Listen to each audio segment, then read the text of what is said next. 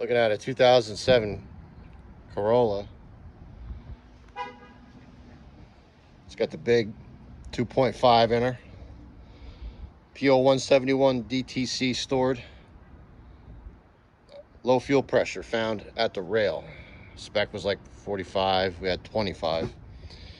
And we are current ramping the pump. And this is what we got. We're peaking, I want to say about a little bit more than 3 amps. But visually horrible on the eyes. That is not what you want to see when you're current ramping a fuel pump.